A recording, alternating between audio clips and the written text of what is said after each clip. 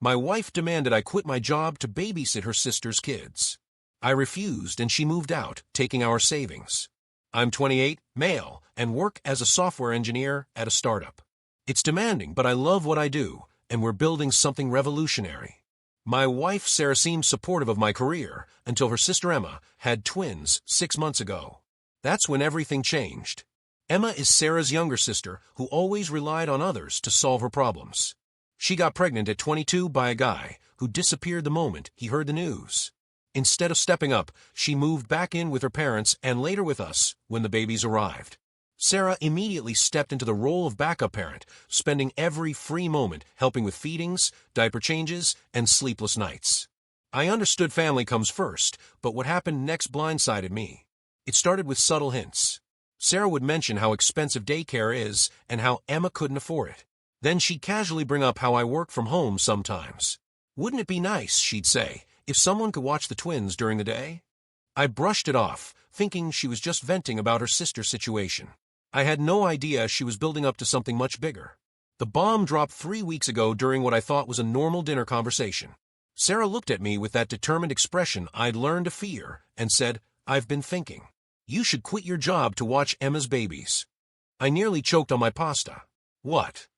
I managed to say. She continued as if she just suggested we change our grocery store. "Emma can't afford childcare, and the babies need family around them. You work from home anyway, so it wouldn't be that different."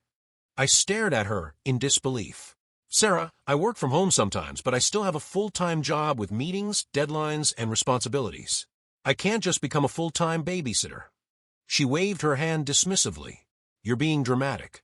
It's just temporary, until Emma gets back on her feet. Besides, family helps family."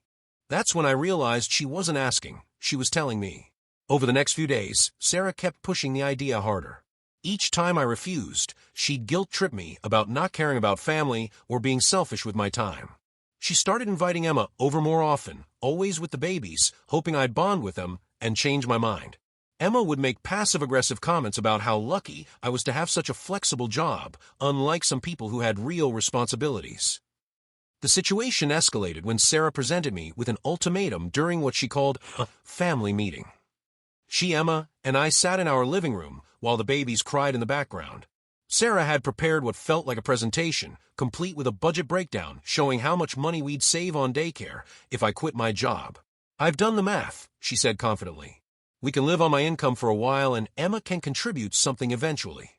I looked at the numbers and laughed, not because it was funny, but because it was so disconnected from reality. "Sarah, you want me to give up my career that I've worked 5 years to build so I can babysit full-time for free your sister's kids while she figures her life out?" Emma nodded enthusiastically. "Exactly. And we'd all be helping each other. It's perfect." I felt like I was in some alternate universe.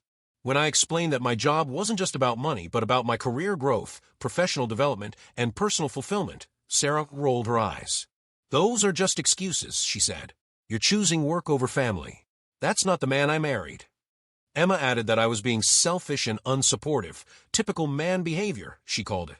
I realized then that they'd been discussing this behind my back, planning how to manipulate me into compliance. I stood up and said, "Absolutely not. I'm not quitting my job to become an unpaid nanny. This conversation is over." Sarah's face turned red, and she shouted that I was destroying her family and being cruel to innocent babies. Emma started crying, saying she had nowhere else to turn, and that I was forcing her to choose between her children and homelessness. The emotional manipulation was off the charts, but I held firm. That night, Sarah gave me the silent treatment and slept in the guest room. The next morning, I found her packing bags. I asked where she was going, and she said, "Since you won't help my family, I'm going to live with Emma and the babies until you come to your senses." I watched in shock as she loaded her suitcase and baby supplies into her car before driving away. I spent the weekend alone, trying to process what had happened. When I checked our bank account Monday morning, I discovered Sarah had withdrawn half of our savings, about $12,000. I immediately called the bank, but since it was a joint account, she had every legal right to take the money. I felt betrayed and financially vulnerable for the first time in years. Sarah sent me a text later that day saying the money was for Emma's emergency fund and she'd pay it back once I started watching the babies.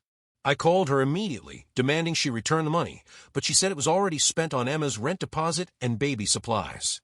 she added that this could all be resolved if I just quit my job and did what was right for the family. I consulted with a lawyer who explained my options weren't great. Without proof of fraud or financial abuse, it would be difficult to recover the money quickly, especially since we were married and it was a joint account. He suggested documenting everything and considering separation if the situation didn't improve. I never thought I'd be discussing divorce lawyers because I wouldn't babysit my sister-in-law's twins. Meanwhile, Emma started posting on social media about how her brother-in-law abandoned his family in their time of need. She painted me as a heartless, career-obsessed man who chose money over innocent children.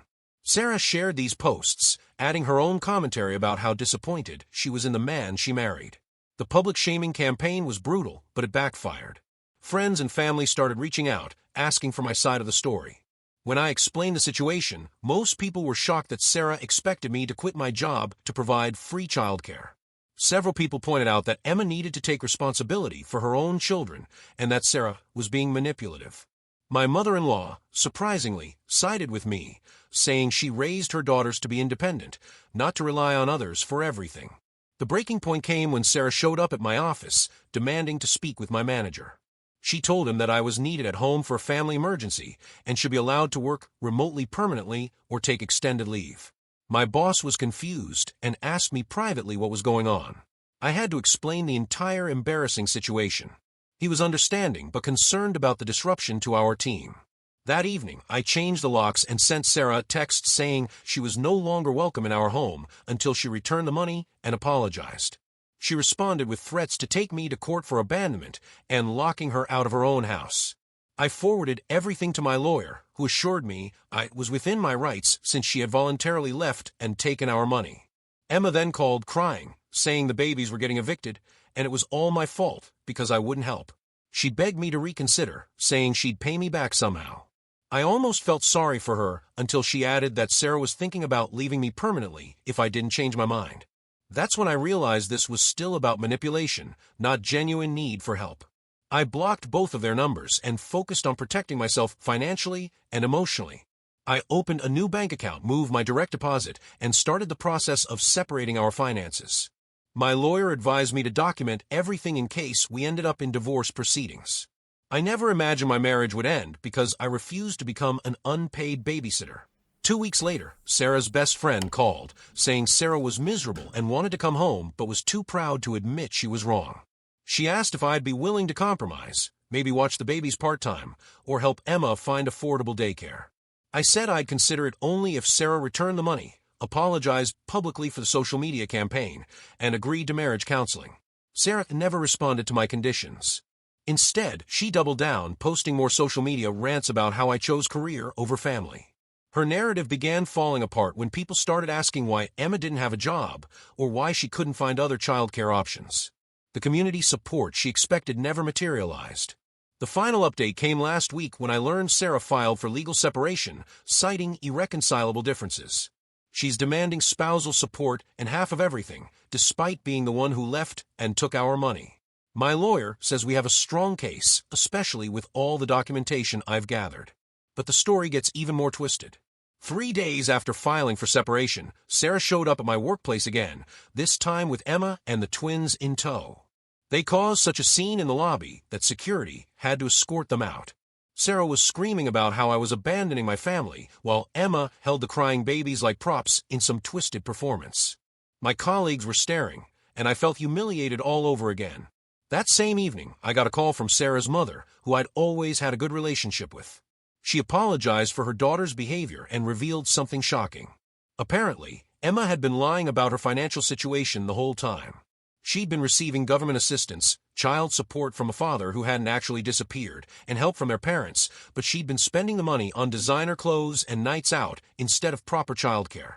Sarah's mother also told me that Emma had manipulated Sarah from the beginning, filling her head with ideas about family loyalty and painting me as the villain. When Sarah refused to see reason, Emma threatened to cut contact with the babies unless Sarah chose her side over mine. It was emotional blackmail at its finest, and Sarah fell for it completely. This revelation made everything click into place. Emma never needed me to quit my job. She needed someone to enable her irresponsible lifestyle, and Sarah was the perfect mark, always desperate to be needed and praised for her sacrifices. The whole situation had been orchestrated by someone who saw an opportunity to live rent-free while others paid her bills. Armed with this new information, I decided to take action. I hired a private investigator who quickly uncovered Emma's real financial situation. Bank records showed regular income from multiple sources, including a part-time job she'd never mentioned. The investigator also found social media posts of Emma out partying while Sarah babysat, posts that contradicted her claims of being a struggling single mother with no options. I presented this evidence to my lawyer, who immediately filed motions to recover the stolen money and expose Emma's fraud. Sarah's case for spousal support crumbled when faced with proof that she'd been manipulated into stealing from our joint account to fund her sister's deception. The court ordered an immediate freeze on Emma's accounts, and Sarah was forced to face the reality of what she'd done. The most satisfying moment came when Emma's government benefits were investigated based on the evidence of unreported income. She'd been committing fraud for months, claiming poverty while hiding multiple income streams. The consequences were swift and severe. Her benefits were terminated, she faced potential criminal charges, and she had to find new housing when the truth came out. Sarah finally reached out, asking to meet in person. She looked exhausted and defeated when we sat down at a neutral location. She admitted she'd been played by Emma and apologized for everything, but the damage was too deep. I told her that while I appreciated the apology, our marriage was over. She'd chosen to believe her sister's lies over trusting her husband, and that betrayal couldn't be undone with a simple sorry. The divorce proceedings moved quickly once Sarah stopped fighting it. She agreed to return what remained of the stolen money and didn't contest the division of assets. I kept the house and most of our savings while she took her car and personal belongings.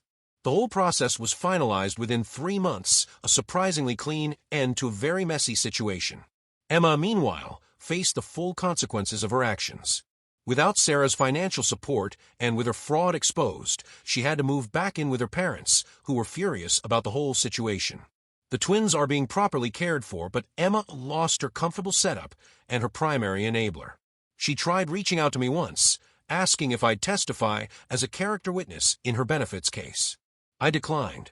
Looking back, I realized this wasn't really about babysitting. It was about control, manipulation, and Sarah's need to be seen as the family savior at my expense. She was willing to destroy our marriage to prove a point about family loyalty, while Emma got what she wanted: temporary financial support and free housing, while avoiding responsibility for her own choices. Both of them learned that actions have consequences. I'm now focusing on rebuilding my life without someone who views my career and financial security as negotiable. The startup I work for just secured major funding, and my role is expanding. I'm traveling more, meeting interesting people, and rediscovering who I am outside of that toxic dynamic. Sarah chose her sister's manipulation over our marriage, and I chose my self-respect over being used.